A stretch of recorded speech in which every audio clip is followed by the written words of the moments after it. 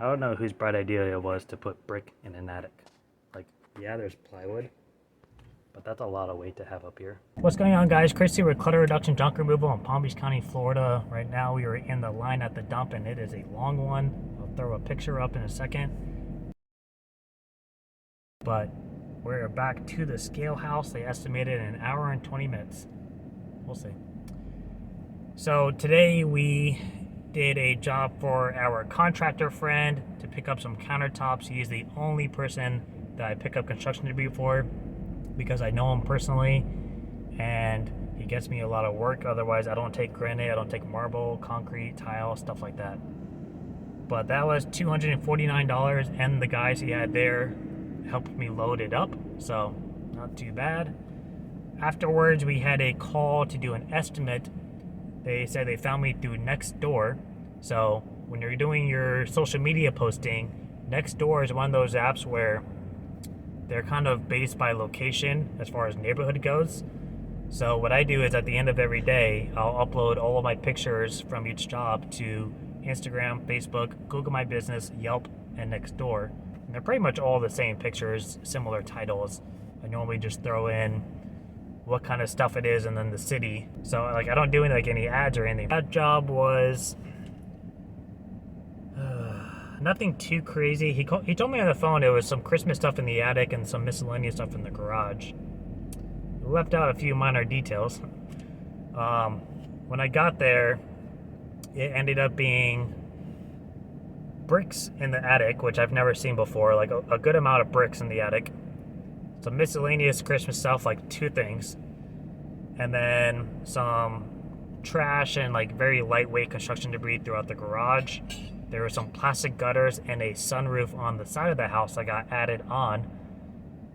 I quoted him $344, and they said they had a couple of things on the side house if I would just make it an even $350. Went to go check it out. The sunroof was plastic, and the aluminum gutter, or the gutters were all plastic too, so not a lot of weight, so I said sure. And then went ahead and booked it on the spot. That's something I really like doing with estimates, is whenever like I ask for their availability, if they say as soon as possible, I'm trying to book the same day. And I'll always ask their availability before I give them the price, because if I just say, yep, it's gonna be $344, a lot of people would probably be a little standoffish. But I feel like if I say, well, what's your availability? And they're like, I want to get this done as soon as possible. I say, great, it's going to be $344 and I can get it done right now. So that way I'm kind of pushing to be a better convenience for them despite the price.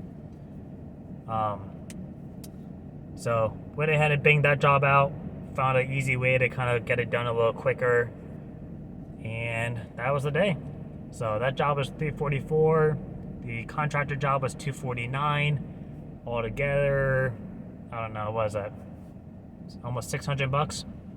So not bad for 2.5 hours of work and an hour in the dump line. And then tomorrow morning, I'm doing the condo clean out for the realtor.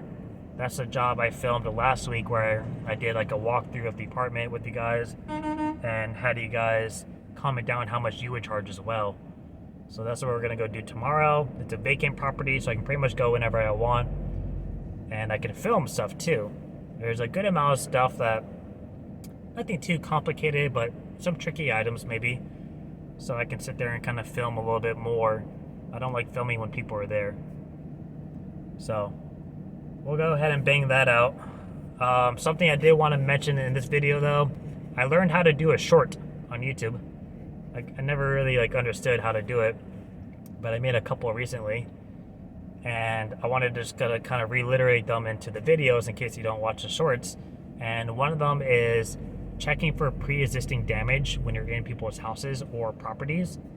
So let's say you go to a house and it's a nice modern, $1 million house or so, and the moment you go in there, the customer is real picky about, scratching up the floors or saying how when the movers came in, they banged up all the drywall by the doors in the bedrooms, and they want to make sure that we don't do the same.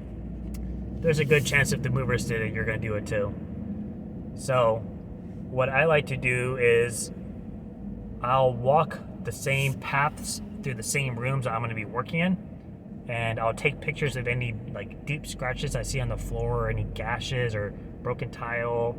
I'll check the walls for like big marks that look like they got hit by furniture. I'll take pictures of it all, show it to her before I start the job, and have her sign off on it on my invoice, just so afterwards she can't say, oh, you banged up my wall, I want you to come out and fix this. You know, I have a signature with pictures that are acknowledging each one. So, and if anyone's ever like, oh, you don't trust me, just say it's just an insurance thing. Because in reality, it is. If you were to use your COI for that, then, or not your COI, if you were to use your insurance, that's what it would cover, is the property damage. So, I just tell people it's just an insurance thing, I just have to get this documented. And then the same thing for properties. If you go to, let's say, a condo building, and we've all had those places where they're like super strict about stuff. You know, they'll have 2 elevators, one residential, one freight, and they'll say, you have to use this one. If we see you in the other one, we'll kick you out of the building. And we lay down the floor liner upstairs. You have to stay on that path and blah, blah, blah. Those are the places you want to make sure you're covering your butt in. So what I do is I'll start from where my truck is. I'll put my phone on video and I'll walk the path that I'm going to be using the whole day. So I'll walk through the parking lot. I'll even go around my truck real quick just to make sure that there's nothing that my truck could potentially run over or like kind of clip when I pull out. I'll take a video of that, walk up to the lobby, through the lobby to the elevator. Once I'm in the elevator, record the floor, the ceiling, and all around. When you exit the elevator on the floor that they live on, walk through the hallway. You're looking at the floor for any stains in the carpet, you're checking the drywall for any damage, and you're checking the ceiling for damage too. And when you go to leave the job, do the exact same thing and just save it for your storage. You don't have to send it off anywhere. You don't have to show the property management. Just keep it for your records for at least about a month if you can. And the reason for doing this is, one, every time you take a video, there's a timestamp. So if they wanted to get all picky about it, they could pull up their cameras to see when you pulled up to their property, when you first walked in to sign in, and then again when you leave. So by using that, you can compare your timestamps of your videos. I've had to do this for a move, by the way. This is why I know this so well. You can compare the timestamps for your videos, and then you can show them, this is when I first came in, this is the path you guys told me to take. As you can see, this mark on the drywall was already there. This scratch in the elevator was already there. Your fire extinguisher by my truck was already a little crooked, blah, blah, blah. And as you can see, this is my follow-up video. You can check your cameras. This is when I left. These are the same walkthrough videos. The same scratches are there. There's nothing new. There's nothing new damage to the fire extinguisher. So I didn't do anything while I was here. And that way you can help protect yourself from getting sued by the building. Now, we had an incident when I was a mover where we went to this really high-end place on the water on A1A in Florida, which is like the road right by the ocean.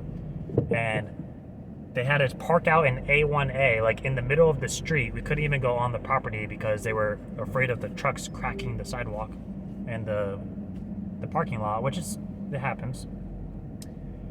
But they had us park out there. We had to go through the parking garage and follow this like painted path. And if they saw us walking off the path, they were gonna kick us out of the building in the middle of the move. They didn't care. There was 4 elevators, 1 freight elevator that 3 other contractors were using. And they said, if we see you in any other building, in any other of the elevators, we're gonna kick you out of the building. And they were serious about it. And then when we got upstairs, we had to do so-and-so. Now, being a mover, we're kind of trained to look at pre-existing damage and to notice this stuff. I was always a crew leader and I was very on top of the things I did. So I noticed a lot because I'm a very observant person, and I documented everything and I'd always send it off to my manager. And that was the one day it paid off, because I sent him, there were scratches in the tile, like this really long scratch, like a contractor had a dolly with a rock on it and just dragged it along the whole floor. And the moment I saw that, I sat there and took a video, walked it all the way up to my client's door. It kept going too. It went to 2 doors past my client's door, and I sent it to him and I said, hey, this place is being really strict. This is already here. I'm going up to do paperwork right now. Like, we haven't even started yet. And And he's like, cool, I'll note it. They ended up finding us as we were leaving with the stuff and said, we need you to come upstairs to check out something. I was like, okay. We go up, they point out the same scratch. So I showed them the video I sent to my manager before I even did my paperwork. I was the only one to have gone up there. We haven't started moving yet. And she said, that's bullshit. I know you guys did it. It wasn't here before. And I said, okay, well, take it up with the company. They took the company to court because they wanted them to redo the flooring for the whole hallway. The moving company won. And I want to say that a good chunk of it was because of my video. I'm just saying. I didn't get any pay raise or anything for it, but I'm just saying. That would have been an expensive project. So, just situations like that to kind of protect yourself. But I will see you guys tomorrow for the condo clean out. Until then, hope everyone is having a good December.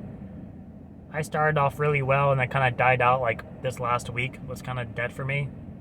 But it looks like things are picking up again right before the holidays. So hopefully you guys are too. And hope everyone enjoys their holiday season. But I'll see you guys tomorrow. Bye. So it's this pile right here, which is almost nothing. Pretty much a quarter truck, maybe a little less if I stuff the boxes and stuff. The real thing is up in the attic though.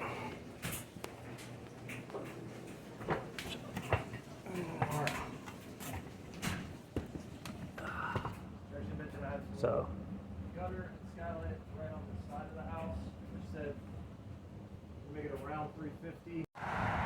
This was something that was added on towards the end, just a plastic skylight with plexiglass and then the 8-foot plastic gutters. And then what you saw in the garage and the attic was just brick and a couple miscellaneous things. So we charged for labor, the attic fee just because it's always a little bit of a hazard going into it, and then volume. Alright, so we got the side yard done of all the gutters and the skylights. It is just this little bit here. We're not taking the wheelbarrow or the equipment. It's just the miscellaneous stuff, nothing too crazy. And then in the attic is the other part. Again, nothing crazy. I did tack on a little bit of a time charge and the heavy weight charge because we're taking all of this brick here, which I'll take down and loads probably in this thing right here, and I'll just throw it in my gorilla cart and wheel it out to the trailer. But I can get all this in one load with the gorilla cart, just got to get it down the ladder, so that won't be much of an issue. But other than that, there's this big screen thing here, some miscellaneous wrapping paper, some plastic stuff over there. That's basically it. So it's really not just a big job, it's just going up and down this ladder is going to take a little bit, so we charge for that. So I'll go ahead and throw up the pictures and then the pricing at the end of this video. Alright, we were down to the attic and the little brick stuff, and I found out a good idea. Got my trash can down there on the wheels, on the dolly to help keep it in place, gorilla cart behind it, and we're just grabbing and tossing. Going by real smooth here. And then I don't have to go up and down the ladder multiple times.